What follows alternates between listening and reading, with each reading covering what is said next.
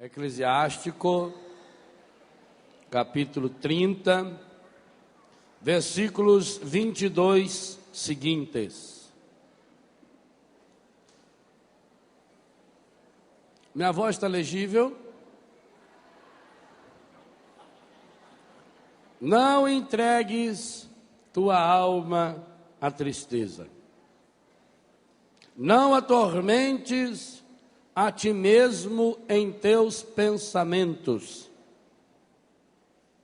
A alegria do coração é a vida do homem e um inesgotável tesouro de santidade. A alegria do homem e da mulher torna mais longa a vida. Tem compaixão de tua alma. Torna-te agradável a Deus e sê firme. Concentra teu coração na santidade e afasta a tristeza para longe de ti. Pois a tristeza matou a muitos e não há nela utilidade alguma. A inveja e a ira abreviam os dias, e a inquietação acarreta a velhice antes do tempo. Um coração bondoso e nobre banqueteia-se continuamente, pois seus banquetes são preparados com solicitude. Palavra do Senhor. Que beleza de texto, meus irmãos, como um programa de oração, de cura interior para o estágio da vida em que você se encontra hoje. Você é adulto, na idade adulta. Você idoso, como um idoso. Você é jovem, na plenitude da sua juventude. Por isso que eu quero refletir com você nesse momento, a partir de um tema que eu classifiquei no livro Rezando a Vida, na plenitude da graça. Nós precisamos descobrir a plenitude de Deus em nossa vida a partir daquilo que nós somos. E para que a gente possa ser feliz, sendo aquilo que a gente é, a primeira grande coisa a fazer, segundo esse texto do Eclesiástico: joga a tristeza para longe do seu coração.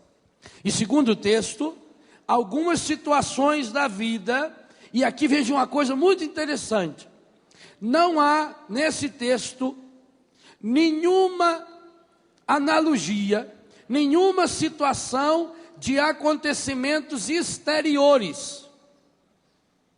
O que me torna feliz ou infeliz não são as coisas exteriores.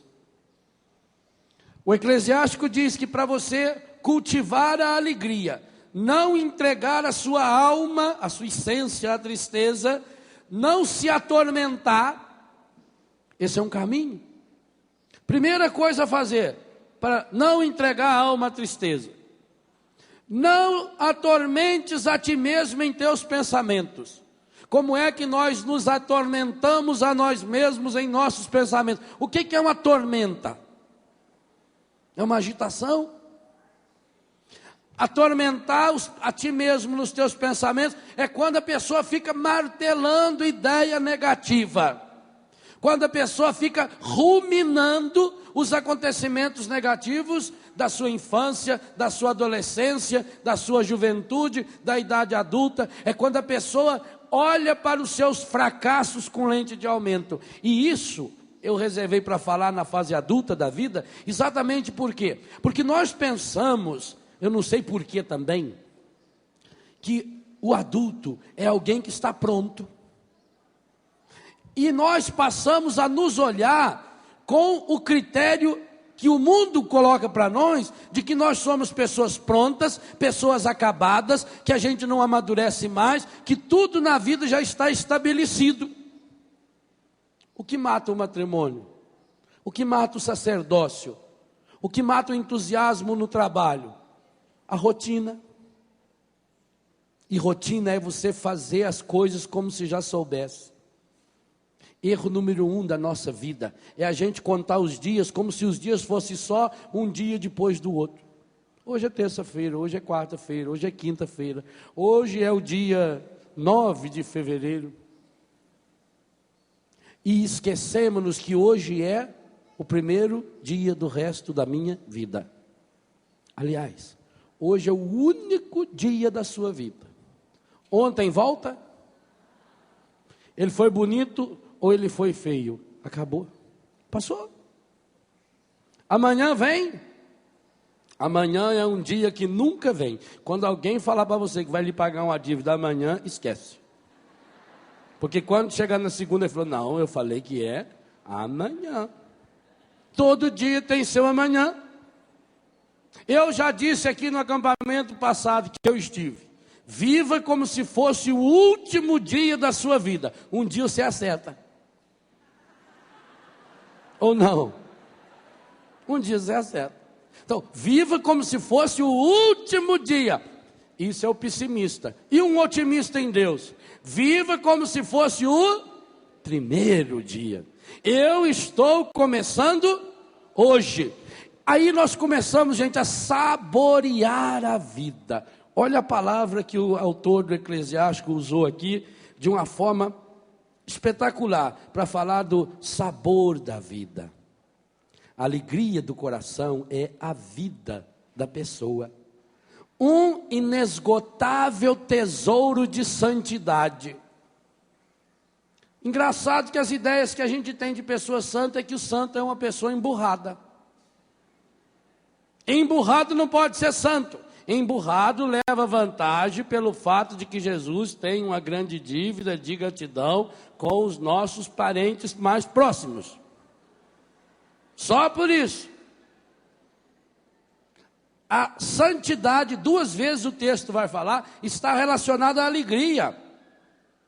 A alegria do homem torna mais longa a sua vida, porque ele saboreia essa vida. Tem compaixão da tua alma. Tem dó de você, sua anta. Você precisa ter dó de si mesmo. Tem compaixão da sua alma. Torna-te agradável a Deus. Aliás, isso aqui a gente precisa dizer com muita sinceridade para algumas pessoas. Algumas pessoas são muito desagradáveis. Eu já fiz um estudo, já falei aqui também. 93% dos chatos, quando fala, põe a mão na gente. Escutuca a gente. Não tem chato que não cutuque você, pode ver. Ele vai falar com você, ele vem cutucando você. Quer ver aqueles que chegam por trás e cutucam aqui atrás da gente? Vontade de enfiar a mão na orelha. E pior é quando tem mau hálito. Que puxa na direção da sua cara. Que... É bom que lembra a gente sempre que não devemos querer ir para o inferno. Porque o inferno deve ter esse negócio, esse cheiro também. Então, tem pessoa que é uma pessoa desagradável. Ô padre, ninguém gosta de mim, mas gostar de você para quê? Que utilidade você traz para o mundo, rapaz? Aonde você passa, você deixa um rastro de fofoca, um rastro de pessimismo, um rastro de negativismo. Você é um estraga-prazer, você já venceu o prazo. Tem pessoa que faria um grande favor para si mesmo. Então, tem compaixão da sua alma. Torna-te uma pessoa agradável a Deus. Nem Deus quer você no céu, porque você vai torrar a paciência dele. Você tem que descer anti-horário. Você tem que ir para aquele sentido negativo onde você está indo. Então, santidade tem a ver com alegria. E uma alegria que não vem de fora, não é euforia. Euforia é uma alegria baseada em coisas e em pessoas. Triste daquele e daquela que coloca a razão da sua alegria nas coisas de fora. Porque essa pessoa não vai conseguir ser feliz. Ela vai enxergar o quê? A primeira vez que eu fui à Alemanha, eu fiquei encantado com a Alemanha. Foi a primeira vez que eu saí fora do Brasil para a Europa. Fui trabalhar, fiquei uns 20 e poucos dias na Alemanha. Então eu fiz uma viagem de trem da cidade de Bruxal até a cidade de Colônia. Isso deve dar umas 4 horas de trem. E eu ia extasiado. Vocês imaginam bem um rapazinho lá do Biguá, andando de trem na Alemanha. Meu filho, era muito chique demais. Eu me sentia a pessoa mais importante do mundo. Estava eu e o padre Sérgio. Aí, depois de 1 hora mais ou menos, me deu uma sede, eu falei para o padre, vou tomar um negócio aí. Ele falou, vai lá no vagão, que é bar. Aí fui. Você vai andando dentro do trem. Chega aquele vagão, ele é mais alto, aquele vidro enorme assim aberto, né? Aí encostei numa coluna, peguei uma lata verdinha assim de cerveja. Uma cerveja muito saborosa. Naquela época eu bebia ainda, né? Agora não bebo mais, graças a Deus. Então peguei aquelas latões de cerveja. Fui saboreando, bebendo devagar. Cerveja alemã, olha o que você quer. Estava tomando em português, mas era alemão. Aí eu encostei na coluna, um ferrinho assim, fiquei olhando, mas era a coisa mais linda, aquelas paisagens lindas, a estrada do automóvel passa do lado, o rio, aqueles castelos. A Alemanha é um jardim, a Alemanha é um dos países mais belos do mundo, uma organização, a gente vai extasiado com aquilo. Aí eu notei que na última mesinha assim do vagão, é um barzinho, não é? Então a última mesa tinha um casal brigando em alemão. O alemão é uma língua muito apropriada para você xingar uma pessoa. Porque o alemão, quando fala, parece que ele está xingando. Até na missa fala, Brotleben. É o pão da vida, mas parece que está xingando a gente, né? Então, a língua alemã já ajuda você, porque você vai lá, parece que você está falando com raiva, já ajudando a pessoa. Diferente, por exemplo, do francês. O francês, você xinga a pessoa, ela pensa que você elogiou ela.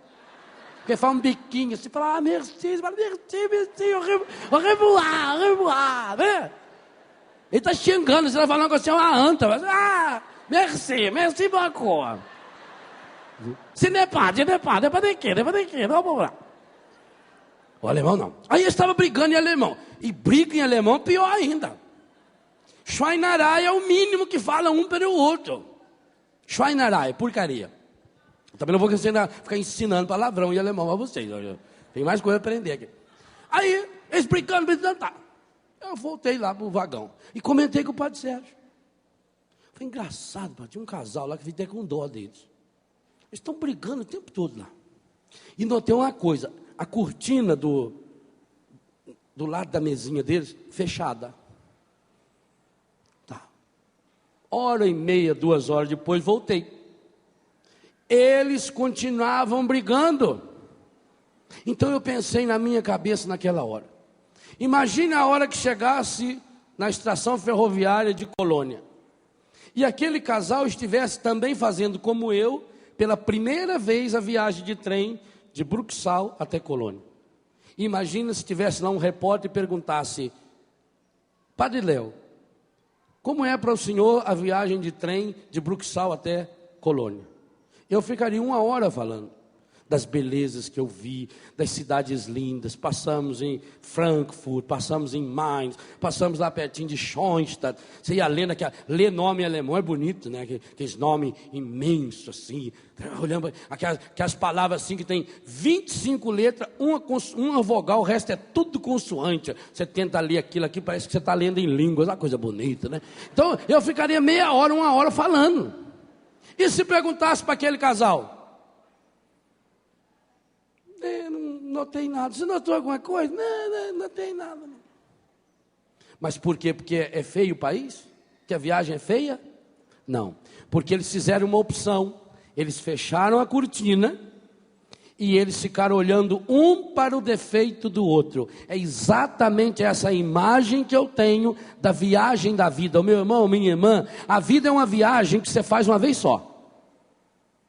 Hebreus 9, 27. Uma vez só essa viagem e depois acabou, morreu. Viva bem, aproveite para saborear a vida, aproveite para ver o lado bonito das coisas, das pessoas, para vibrar com você, para olhar para as situações difíceis como fonte de amadurecimento, como fonte de crescimento. Mas se você pinta o seu coração com essa sujeira que está aí, o mundo não presta? Será que é o mundo que está estragado? O meu coração está estragado. Gente, para mim a coisa mais profunda que está nesse texto do Eclesiástico é exatamente isso. A tristeza ou a alegria não está baseada em situações exteriores, está baseada numa decisão, numa atitude. Eu porque tenho Deus, porque o Senhor está em mim, o Senhor age em minha vida, eu quero ter meu coração voltado para o alto. É meu dever e é minha salvação louvar o Senhor em todas as circunstâncias, inclusive aquelas situações difíceis. Agora, se nós colocamos uma máscara, por quê? Porque eu sou adulto, porque a sociedade exige isso de mim. Você já é homem, você já é mulher, você já tem que assumir isso. Aí a pessoa vai viver estressada. A palavra estresse aparece aqui, não aparece? Versículo 26. A inveja e a ira abreviam os dias, e a inquietação, o estresse, acarreta a velhice antes do tempo. Tem alguns aí que estão muito inquietos. Que está ficando esculhambado, meu filho. Você não deve olhar muito para maracujá. Porque diz que a gente fica olhando para uma coisa e vai ficando parecido. Tem gente que está ficando parecido com maracujá. Que ele está murchando. Enquanto não reencontrar essa alegria interior. Agora, aqui o versículo 26 diz que tem duas coisas que você tem que jogar fora do coração, se você quer viver a alegria de Deus. Primeira coisa que você tem que jogar fora do coração é inveja. E o que é inveja? Inveja é eu inquietar o meu coração a partir das coisas que as pessoas têm ou deixam de ter, faz ou deixam de fazer. Inveja é você viver se colocando no lugar do outro. E ira é trazer o outro para viver dentro de mim.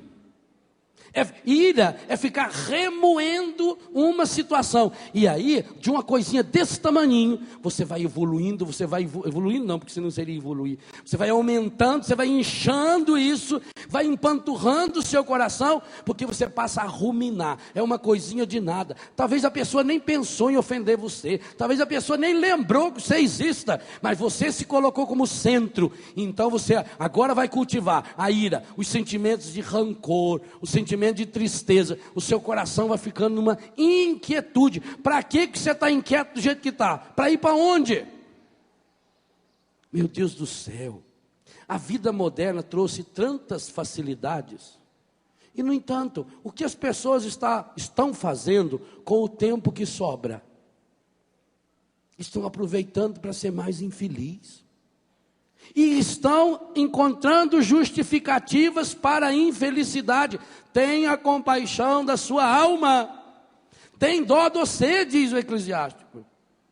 Não encha mais o seu coração com essas porcarias que o mundo está ensinando, porque o mundo precisa ter domínio sobre você. E uma das formas de fazer com que a gente seja um adulto infantilizado é exatamente isso, porque nós colocamos a razão da nossa vida fora de nós, nós colocamos a razão da nossa alegria fora de nós, e ficamos encontrando justificativa para a tristeza, para a angústia, para a lamúria.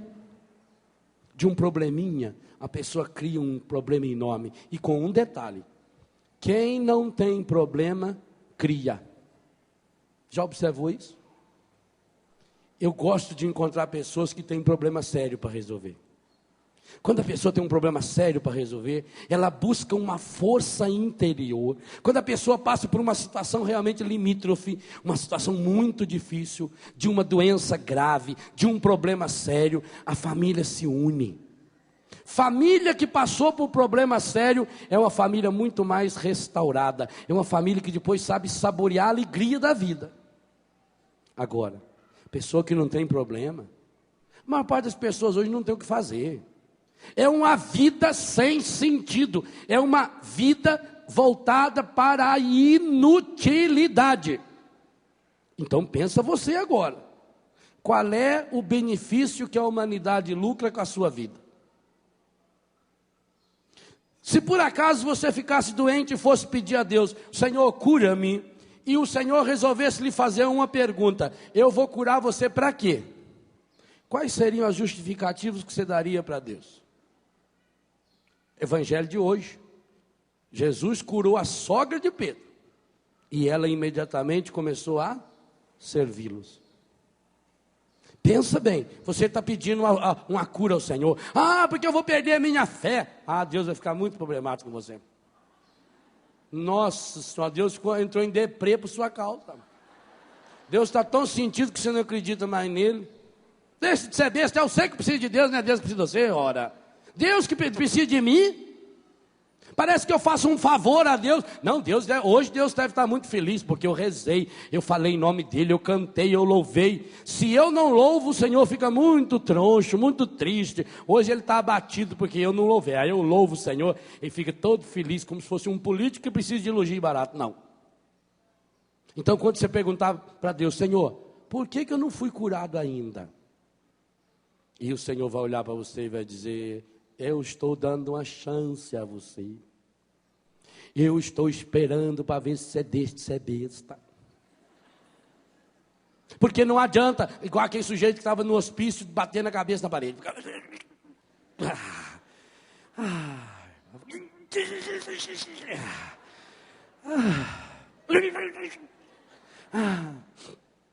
Para que você está dando cabeçada na parede? É tão gostoso a hora que para. Então não dê cabeçada na parede. Você não nasceu para ficar dando cabeçada na parede. Padre, por que será que Deus não atendeu a minha oração? Para quê? Que benefício você trouxe para a sua comunidade com o dom da sua vida?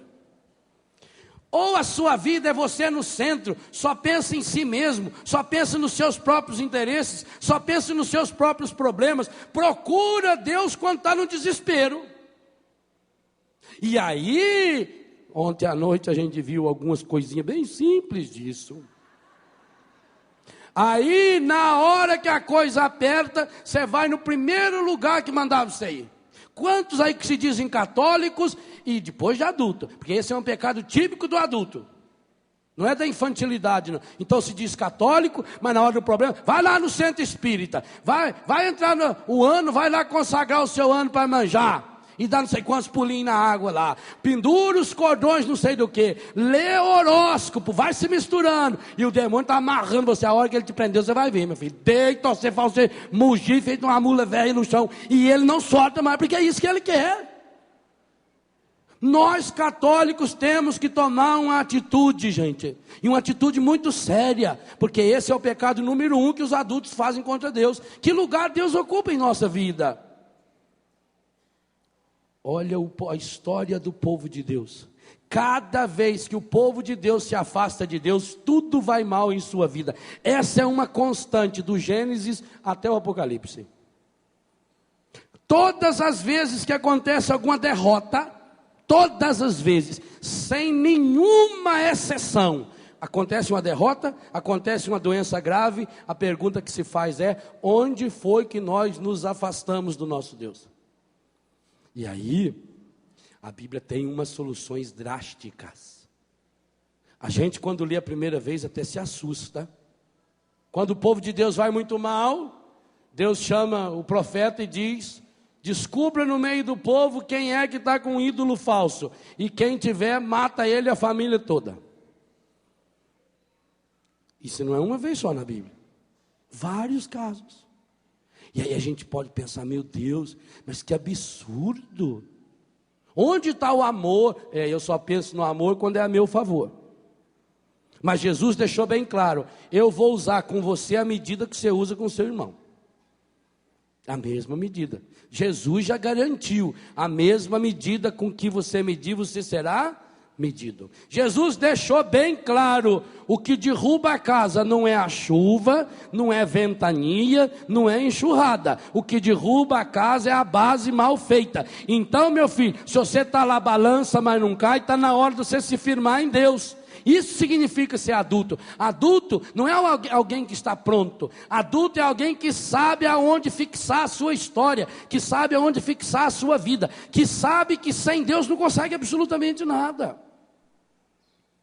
Mas nós, quando fizemos essa opção, por viver nas aparências, por fazer aquilo que as pessoas desejam que a gente faz, nós vivemos para os outros, nós vivemos nas máscaras.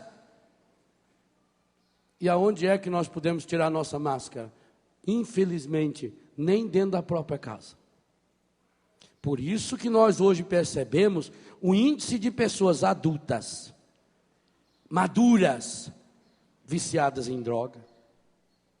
É muito mais, aliás, tem uma diferença muito interessante. Talvez o número de jovens que se viciam em drogas seja maior do que o grupo de adultos que se vicia, se você olhar objetivamente falando, números isolados. Mas quando a gente trabalha na dependência química, a gente descobre que o índice de jovens que deixam a droga é muitas vezes maior que o índice de adultos que deixam a droga. Por quê? Porque o adulto não consegue reconhecer a sua fraqueza. Principalmente o homem. Acha que o problema está nos outros e não consegue reconhecer: eu sou fraco, eu sou limitado. Gente, não vamos pensar que porque eu tenho 40 anos, 50, 60, 70 anos, porque eu já sou homem, porque eu já sou mulher formada, que eu não continuo precisando dos mesmos carinhos, da mesma ternura que eu precisava quando tinha 2 anos de idade, quando tinha 10, quando tinha 15. Mesma coisa a minha sexualidade. Eu sou um homem, eu sou uma mulher adulta, realizado na minha vida, feliz no meu matrimônio, feliz no meu sacerdócio. São Paulo diz: quem está de pé, cuide para não cair. Porque quanto maior a árvore, muito pior é o tombo. Inveja e ira abreviam os dias. Então inveja é eu viver lançando o meu coração naquilo que o outro faz ou deixa de fazer. E a inveja do outro rompe a minha comunhão com Deus. Caim e Abel. Sara, olha a guerra aí. Sara e Agar. Os descendentes de Ismael, os descendentes de Isaac. Os descendentes de Israel. A Bíblia diz bem claro que Herodes não queria condenar Jesus, Pilatos também não, porque sabia que os judeus tinham entregue Jesus por inveja. A inveja é fonte de morte. O livro da sabedoria diz: foi por inveja do demônio que a morte entrou no mundo. Então eu não posso cultivar dentro de mim a inveja. E o que desperta a inveja? Eu ficar me comparando com o outro. Você não tem que se comparar com ninguém. Se você quiser se comparar com alguém, o único referencial que o católico pode comparar, eu citei o texto aquela hora e agora eu leio, Romanos 8, 29. Única pessoa que o cristão pode se comparar. Os predestinou para serem conformes à imagem do seu Filho Jesus. Se você quer se comparar com alguém, a única pessoa com a qual você pode se comparar, em toda e qualquer circunstância, você pode se comparar com Jesus Cristo e mais com ninguém. E comparar-se com Jesus como aquele que deu a sua vida por mim e por você. Mas se nós vivemos nos comparando com a pessoa, meu Deus do céu, primeiro que você não tem um grau de comparação. Como é que eu vou eleger o melhor cantor? Se a música é diferente, se o tom de voz é diferente, o estilo de música é diferente. Como é que eu vou escolher o melhor pintor? Como é que eu posso comparar, por exemplo, Michelangelo com Renoir? Renoir não sei nem quem que é. nem nunca ouvi falar nele, né? Como é que eu vou comparar? Eu não conheço. Agora, você vai num grupo de pessoas, eles ficam olhando para aqui e falam: que coisa linda, né? Que espetáculo, olha que beleza. Vai numa exposição de artes abstrata, que são as manchas assim, parece que uma vaca passou o rabo assim no chão e ela dá aquela rabada na parede. Você olha, nossa, olha que coisa abstrata, a luz que vem dessa pintura, parece que emana daí uma força, que coisa linda. Eu fui na casa de um casal amigo meu, não posso citar o nome deles, que são muito conhecidos. Fui na casa deles, um apartamento novo. Olha que coisa linda. Olha a sala como ficou bonita. Olha esse quadro. Eu fiquei olhando para o quadro. Não é lindo? Aí a mulher foi lá dentro ver um negócio e falei para o marido: escuta, a assinatura do autor não está errada, não. Estava de ponta cabeça. Olha que obra de arte mais linda. Aquilo de ponta cabeça eles não tinham descobrido. A assinatura dele está de baixo para cima aqui. Aí viramos, olha, muito mais bonito. Ah, eu tenho tanto dó de gente boba. Tomara que eles estejam assistindo, eles vão me brigar muito comigo. Mas eu não estou falando o nome deles, estou falando, não estou. Pensa bem, um quadro de ponta. E se chegasse uma outra pessoa que não fosse tão caridosa feito eu, hein? Ia ser capaz de sair falando deles por aí afora, né? Eu não citei o nome. Ai, que obra de arte mais linda!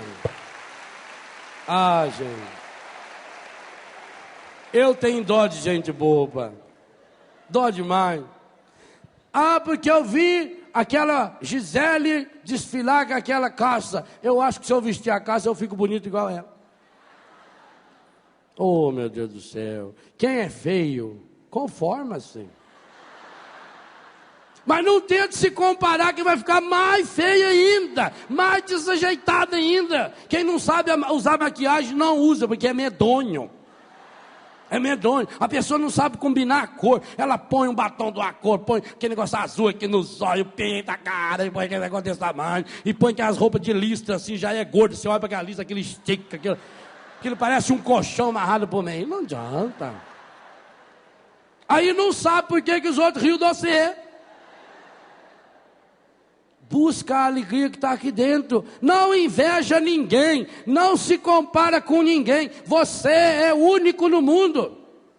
Você não tem que ser melhor que ninguém.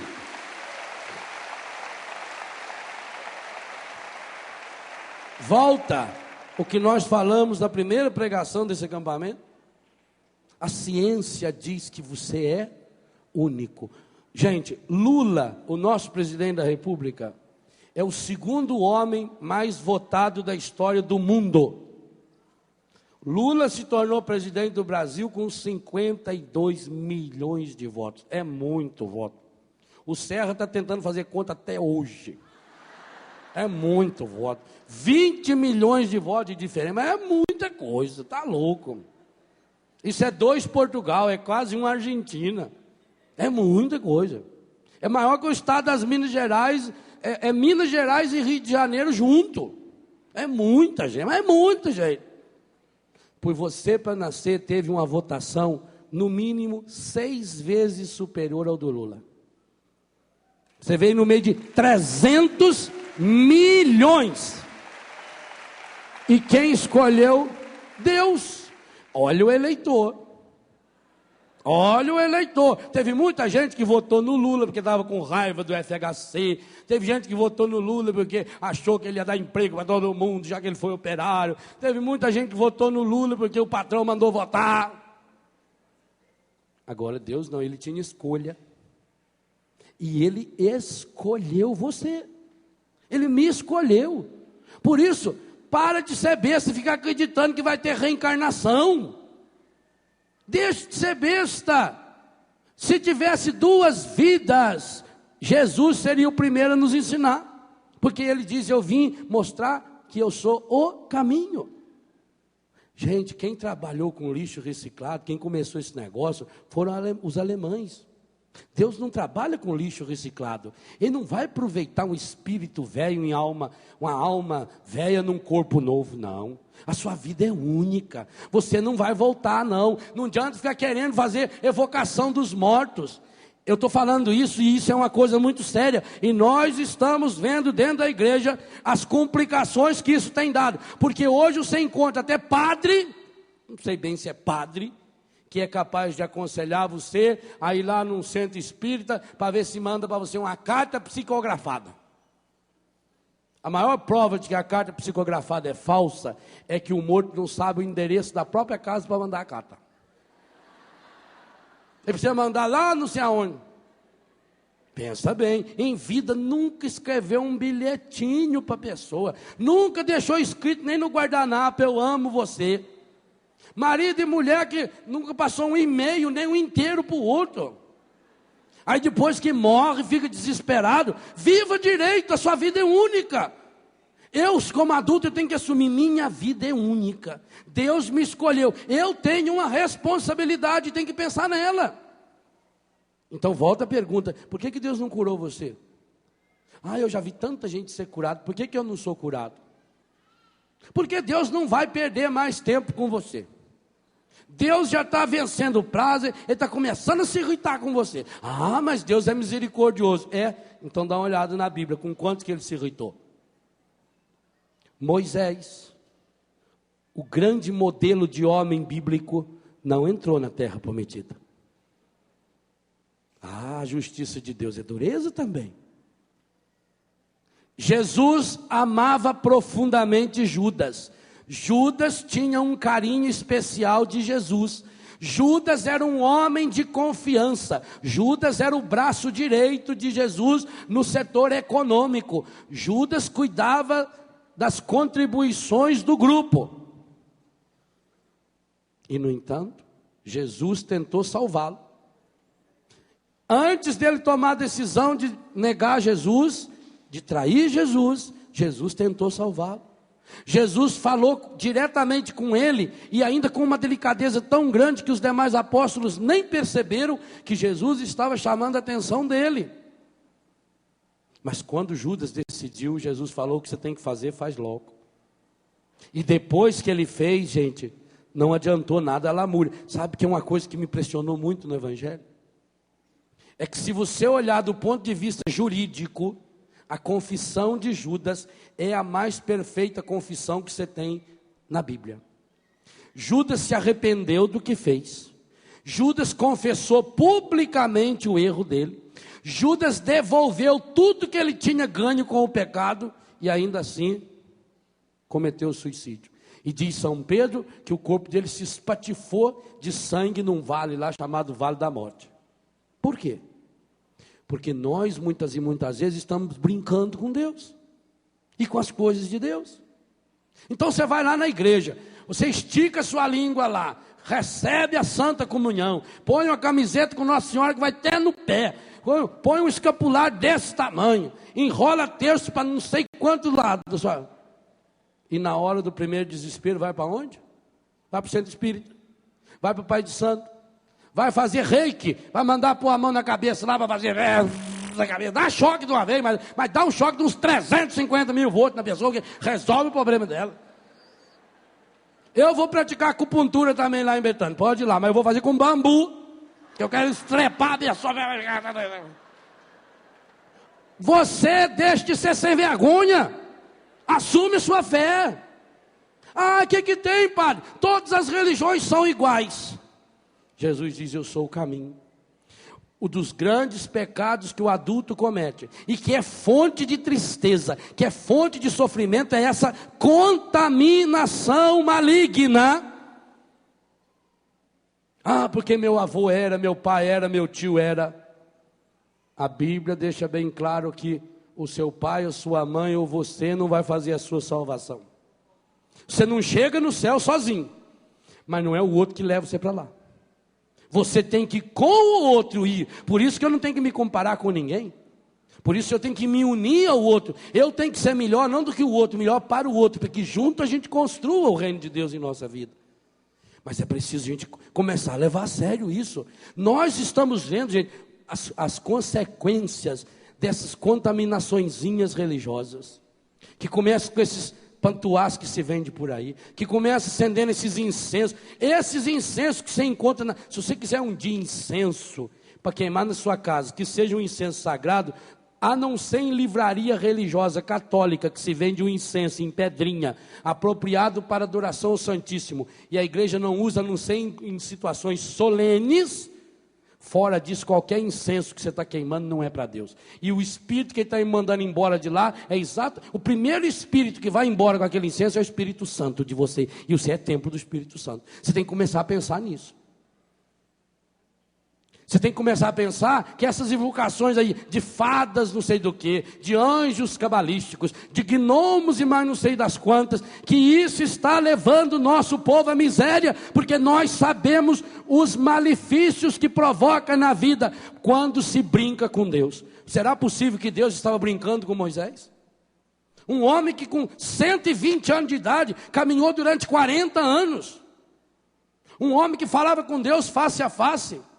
Um homem que fez um jejum o dobro do jejum do próprio Cristo. Sabe o que é isso? Cristo ficou 40 dias e 40 noites em jejum. Moisés ficou 80 dias e 80 noites por amor ao povo. Moisés nunca pediu nada para si mesmo. Tudo que Moisés pedia para Deus era para o povo. Mesmo quando Deus se irritou, que queria acabar com aquele bando de sem vergonha, que era aquele povo lá que ia e voltava para o pecado, como nós também fazemos. Moisés ia lá e jejuava e pedia: meu Deus, não faça isso, porque senão os inimigos vão dizer que é o Senhor que não tem força para salvar. Moisés não pedia nada para ele.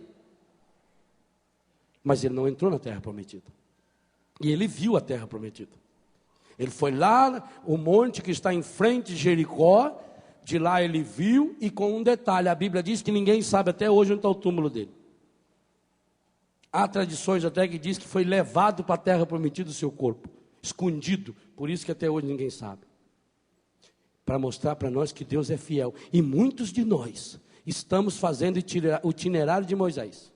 Muitos de nós estamos vendo a terra prometida. Você vem num acampamento desse, você vê a terra prometida. Você vê a libertação que Deus faz na vida das pessoas. Você vê jovens sendo restaurados. Nós estamos, graças a Deus, não estamos cansados, porque isso não cansa nunca. Mas nós já estamos acostumados a ver jovens libertos. Gente com cura espiritual profunda. Gente que era viciado no cigarro, viciado na bebida, viciado em drogas, viciado em pornografia, em prostituição. Gente que era viciado no roubo. Gente viciado no jogo e que está tendo uma libertação linda, profunda. Gente que fica do lado da gente e que transforma a sua vida. Nós estamos vendo a terra prometida, mas muitos de nós não entraremos nessa terra prometida, porque estamos consagrando nossa vida aos ídolos, e aos ídolos mortos do pecado, das falsas doutrinas, das falsas religiões. E o mais triste dos tristes, esse não é o pecado número 1 do adolescente, da criança e do jovem. Esse é o pecado número 1 do adulto, que vive numa prostituição contínua e constante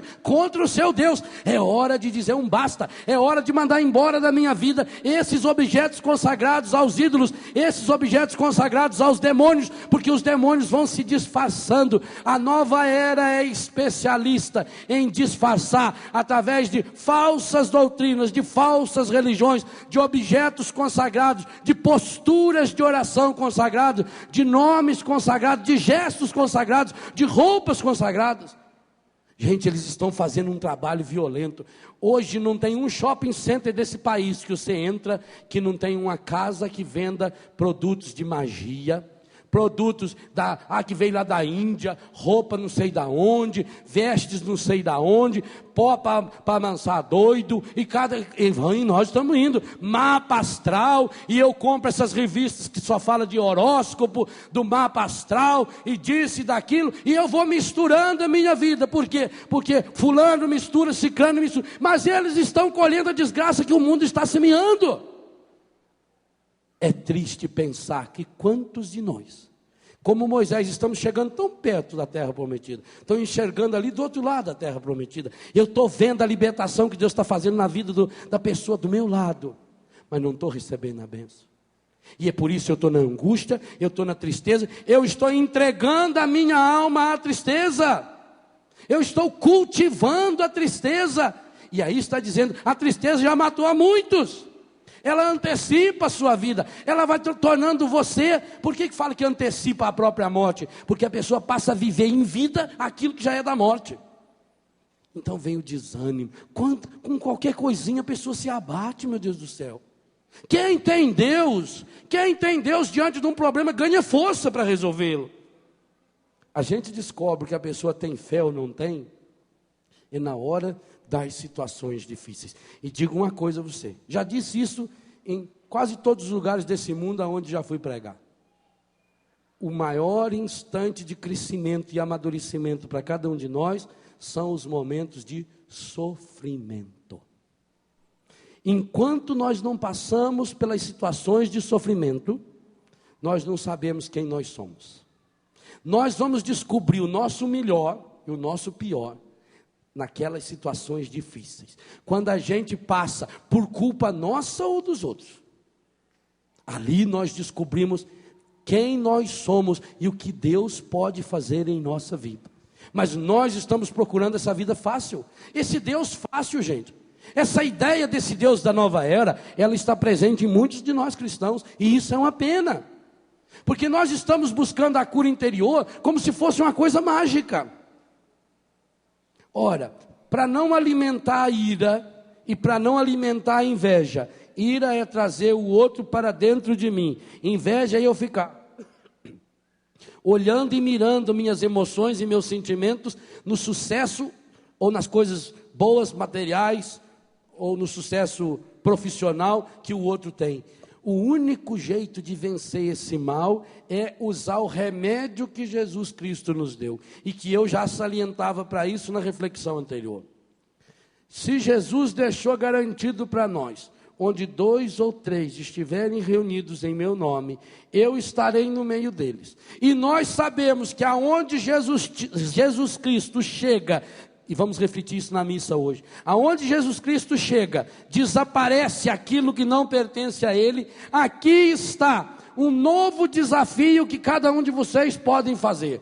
Não preciso ter estudo para isso, não preciso saber ler a Bíblia para isso, não preciso ter estudado na escola Paulo Apóstolo, não preciso ter feito aprofundamento, não preciso ter feito teologia. A única coisa que precisa é que 2 ou 3, no mínimo, 4 ou 5, no máximo, de vocês queiram ter a coragem de se reunir para rezar um pela cura interior do outro. E como é que isso vai acontecer? Então você combine com 3, 4 pessoas da sua convivência, que tenham um horário possível de se conciliar. Por exemplo, as senhoras donas de casa. Hoje em dia, há horários na agenda semanal da senhora que é completamente livre. Já fez o almoço, não é dia de lavar roupa, não é dia de ir na costureira, não é dia de ir no cabeleireiro, não é dia de cortar a unha, não é dia de pintar os olhos. Você tem lá um tempo sobrando. O que faz com aquele tempo sobrando? Alguns saem para bater perna. Eu estou com tanto problema que eu vou dar uma volta, eu vou no shopping. Aí chego no shopping, eu pego e faço umas compras. Aí eu não tenho dinheiro para pagar, mas eu comprei aquilo que era fiado. Agora eu estou com mais problema ainda, porque eu tenho que pagar aquilo que eu comprei. Então você acha um horário, daquele na sua agenda, a sua atribulada agenda, porque é impressionante. A gente só encontra gente atribulada, gente correndo. Estou atrasado, estou atrasado para quê? Não sei para quê. Vai ter a eternidade inteira para ficar sossegado lá, no anti-horário. Sossegado. Lá você vai ter agitação à vontade. Você gosta de agitação? Olha, o lugar certo seu é o anti-horário. Vai lá. Então você acha o horário semanal, uma vez por semana. Segunda-feira, 3 horas da tarde. 3 horas da tarde não, quem tem a missa aqui é bom assistir. Então faz 5 horas da tarde. Terça-feira, 9 da manhã. Você levou as crianças da escola, não está na hora de fazer almoço ainda, do seu prédio. E o que nós vamos fazer, padre? Nós vamos rezar. Mas rezar a partir do quê? Da Bíblia? Não. Da Bíblia você vai no círculo bíblico, você pode fazer escola bíblica, você assiste o excelente Escola da Fé aqui na Canção Nova, com o professor Felipe, ou a Bíblia do meu dia a dia, com o Laércio. Aí você faz o estudo bíblico. Ali é para você rezar a sua vida. Esse é o segredo. O que eu faço para rezar a minha vida? Eu conto o que eu estou vivendo. E aí, comadre, como é que você está? Veja, quantos já se reúnem, só que ao invés de rezar a vida, se reúnem para falar da vida alheia. A profissão número 1 hoje é a pessoa poliglota. É a pessoa que sabe falar vários idiomas para poder falar mal da vida dos outros em línguas diferentes. Tem gente que estuda línguas só para isso. Então, ao invés de você se reunir com a sua comadre, com a sua prima, com a sua tia, com o seu filho, com o seu marido, com o seu vizinho, para falar da vida alheia, para falar do fulano que largou do ciclano, para falar daquela moça que largou do marido, para falar não sei do quê, para falar do filho da vizinha que está usando droga, que é um maconheiro safado sem vergonha, você vai se reunir para falar da sua vida. Como é que você está vivendo hoje? Hoje eu não estou muito legal. Agora, não pense que é marcar um grupo, 4 ou 5 pessoas que eu conheço. Primeiro dia que eu chegar lá, eu já sento e digo, bem, meus irmãos, nós vamos começar, então vamos começar comigo. Eu quero que vocês rezem comigo, eu tenho muito problema com meu marido, muito problema com... Não. Confiança leva tempo. As primeiras reuniões de oração, de cura interior, serão reuniões superficiais até. Primeiro, porque você não sabe se aquela pessoa que começou vai continuar. Então, as 4, 5 primeiras semanas, as primeiras reuniões, serão reuniões de achar cada um o seu lugar, de ganhar confiança. E depois, começa com as realidades mais exteriores da minha vida. Por que eu não estou bem hoje? Mas eu sei que um problema interior que precisa de cura, ele não tem a sua causa hoje. Não é porque me aconteceu uma situação difícil hoje, que eu não estou bem hoje. É na medida em que essa situação que eu vivi hoje, que ela tem uma raiz, ou na minha adolescência, ou na minha infância, ou na gestação, ou está ligada a um trauma do meu nascimento, e que eu conscientemente não sei. Por exemplo, eu tenho vício de comer unha. Eu não sei. O meu problema não é comer unha. O problema é quem sabe que quando eu estava lá na barriga da minha mãe, estava lá chupando o meu dedo, a minha mãe levou um soco e eu levei um trauma com aquilo e fixou. Então, leva-se tempo, porque aí é o Espírito Santo, porque veja bem, quem estará rezando por mim? O João, o José, o Joaquim, a Maria, o Antônio? Não, tem um terceiro elemento, mesmo se eu for só em 2. Tem um quarto elemento se eu for em 3. Tem um quinto elemento se eu for em 4. Ele deu uma certeza para nós. Quando 2 ou 3 se reunirem em meu nome, eu estarei no meio deles. Aí vem a importância de textos como esse que Deus me deu a graça de escrever, o Rezando a Vida, como a oração, a cura do eu interior, o excelente livrinho da Loyola, ou como alguns dos livros do Padre Alírio, e outros livros de cura interior que você conhece. Aí vem a importância, por exemplo, Dom Cipriano Chagas tem um livrinho fininho, pequenininho, a cura interior, é um bom roteiro, bem pequenininho, é um livro que você lê em 15 minutos, é um roteiro excelente. Eu sei que a coleção Paulo Apóstolo da Renovação Carismática tem 2 ou 3 livros sobre cura interior. E principalmente esses que trazem roteiros de cura interior, áreas da nossa vida. O padre Alberto Gambarini tem um excelente livro de cura interior, as emoções feridas, uma coisa assim, curar as emoções feridas, curar as emoções machucadas. Ou se não, você adquire fitas, e graças a Deus tem um monte hoje, a Canção Nova produz, mas nós temos outros lugares que produz fitas, a associação produz fitas, gente que faz cura interior, a Gabriela de São Paulo tem lindas orações de cura interior. Então eu compro uma fita daquela, nas primeiras reuniões, o grupo se reúne, se não tem dinheiro, faz uma vaquinha, compra lá um toca-fita, 150 contos, você compra um daquele. E aí, para não gastar a eletricidade dos outros, cada um compra uma pilha. Hoje você leva a pilha, da outra semana o outro leva a pilha. Pronto, já faz uma vaquinha ali. E escuta aquela fita. Em 1 hora você escuta a fita e depois faz uma oração. Então começa invocando o Espírito Santo, rezando as orações tradicionais que você conhece, reza um Pai Nosso, reza uma Ave Maria, peça sempre a presença de Nossa Senhora, o Santo Anjo do Senhor. Rezamos, fazemos uns 5 minutos de aquecimento em oração. Se o grupo já tem uma caminhada, faz-se uma oração em línguas. Depois, ore pelo da direita, ore pelo da esquerda. Se tem tempo, coloque uma cadeira. Por exemplo, lá em Betânia, onde eu moro, que nós pregamos retiros a cada 15 dias, e sempre retiro de cura interior, nós temos os quiosques à beira do lago. Então nós fizemos 7 quiosques de um lado e 3 do outro. Então são os quiosquezinhos que cabem lá 10 ou 12 pessoas. Todos os quiosques têm uma banquetinha no centro. Para quê? Para durante a oração colocar a pessoa sentada e os demais fazem imposição de mãos, reza pela pessoa. Então nós vamos fazer isso no grupo. Com o tempo, depois de 1 mês ou 2, o grupo adquiriu confiança. Um já está confiando no outro. Pode começar a abrir o coração, a partir dos problemas exteriores, a partir daquelas realidades mais superficiais que a gente tem. Eu estou angustiado, eu estou triste. Mas por que você está triste? O probleminha com o meu marido. Então vamos rezar pedindo a Deus que venha santificar o matrimônio da nossa irmã. Nós não vamos estar julgando, nós não vamos estar condenando o irmão, nós não vamos estar tentando resolver o problema, nós não vamos dar uma de psicólogo. Você não é psicólogo, não tenta ser psicólogo, deixa o psicólogo. Psicologia é uma profissão linda, maravilhosa, que pode ter uma força de unção, e aliás hoje, principalmente nos Estados Unidos, a Associação de Terapeutas Cristãos, que fazem um trabalho de cura interior, um ministério de cura interior. E aqui no Brasil, as escolas de psicologia que seguem a linha de Viktor Frankl, da logoterapia, têm feito uma ajuda tanto nas comunidades terapêuticas, como em grupos de oração, que é um benefício maravilhoso. Agora, se você não é psicólogo, não dê uma de psicólogo. Faça aquilo que você pode fazer. O que você pode fazer? Você pode rezar pelo seu irmão, você pode interceder. Jesus deu a certeza para nós: 2 ou 3 reunidos em meu nome, eu estou no meio deles. E aí volta o esquema que nós falamos hoje de manhã. Se Ele está no meio de nós, então automaticamente nós começamos a jogar o nosso coração para o alto. Se o nosso coração está voltado para o alto, porque o nosso coração está em Deus, nós passamos imediatamente para essa oração de louvor. Então eu começo a abastecer a minha vida. Gente, você já notou que tudo na vida tem que ser abastecido?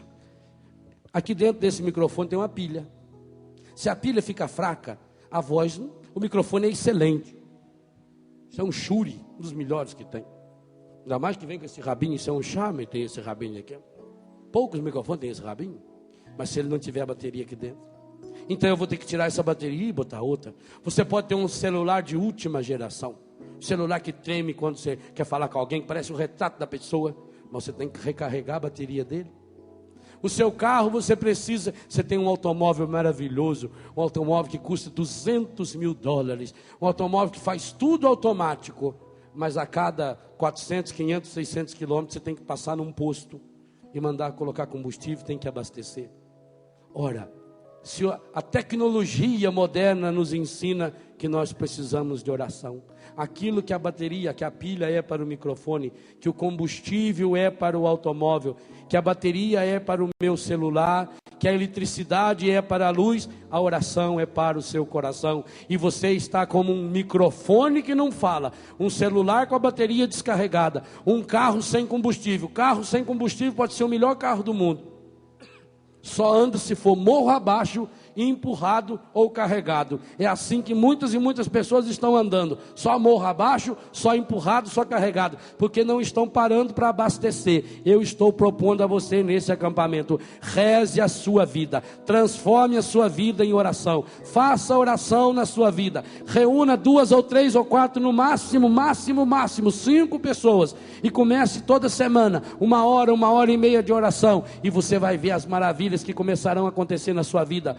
Porque na medida em que nós abastecemos o nosso coração com as coisas de Deus, nós vamos mandando embora do nosso coração a tristeza, a angústia, a depressão, a amargura, e você vai ganhando força, e aquilo vai se tornando um referencial. Eu vou falar alguma coisa sobre isso na missa hoje à tarde. Vai se tornando um referencial para nós, a nossa vida vai sendo marcada. Então, aquela semana de oração, ela me impulsiona, ela me dá força para vencer mais uma semana. E quando no meio daquela semana eu estou vivendo uma situação difícil, eu estou vivendo uma situação, se eu não posso dar um telefonema para um do meu grupo, reza por mim, interceda por mim, peça a Deus por mim, aquela oração feita abastece você, e você, na esperança de que depois da manhã, ou daqui 3 dias, ou daqui 4 dias, vai se reunir de novo em oração, aquilo começa a dar força. Meu Deus, nossas comunidades precisam. Eu digo aqui a minha comunidade Betânia, aqui a comunidade Canção Nova, você na sua casa, você nos apartamentos que moram, vocês precisam, nós precisamos,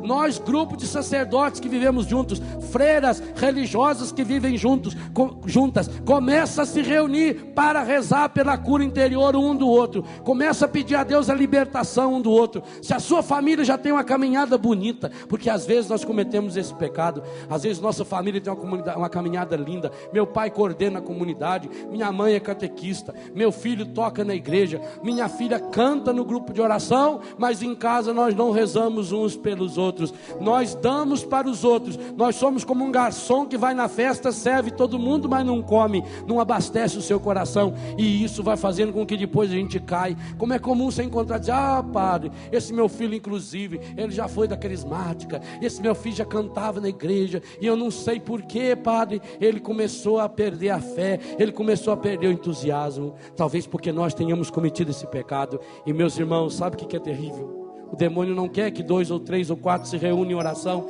porque enquanto a gente continua dividido, cada um para si e Deus para ninguém, então nós vamos continuar abastecendo o nosso coração nas falsas doutrinas, na macumba, no espiritismo, na invocação dos mortos, acendendo a vela para o Buda, acendendo isso, acendendo aquilo. Pois eu digo a você hoje, tome posse da graça de Deus na sua vida e comece a fazer isso agora. Comece a rezar a sua vida. Diga para Deus exatamente aquilo que você está sentindo agora. Se você agora está sentindo alegria, louve o Senhor. Se você agora está sentindo tristeza, peça ao Senhor. Se você agora está sentindo cansaço, entregue o seu cansaço ao Senhor. Se você está agora sentindo fome, apresente a sua fome ao Senhor. O que você está sentindo? Fale agora ao Senhor. Pelo jeito não estão sentindo nada. Fale ao Senhor. Pai Santo, Pai querido, Pai amado, eu louvo, bendigo e glorifico o Teu nome por essa rica manhã que o Senhor nos dá. Nós te louvamos e bendizemos porque a Tua palavra hoje, nos 2 textos apresentados para a nossa juventude e para a nossa idade adulta, nos apresenta a necessidade da alegria como fonte da vida. Há no coração e na vida de muitos desses meus irmãos e dessas minhas irmãs, Pai Santo, Pai querido, Pai amado, uma profunda tristeza e angústia pelas situações difíceis pelas quais passou na vida. Muitos e muitas desses irmãos e dessas irmãs, Pai Santo, ainda hoje vivem a angústia, a tristeza das derrotas, porque perderam o amor, porque perderam o emprego, porque estão acostumados a falar de sua vida a partir de suas perdas. Hoje eu quero colocar, Senhor, o coração desse meu irmão, ferido e machucado na Tua presença, e é o que eu desejo honesto e sinceramente fazer nessa tarde, Senhor, junto com o Teu Filho Jesus na Eucaristia. É colocar a vida desse meu irmão, a vida dessa minha irmã, é colocar essas perdas sofridas, vividas, vivenciadas, é colocar esse coração ferido e machucado, suplicando que a Tua graça, que eu sei é muito, muito maior,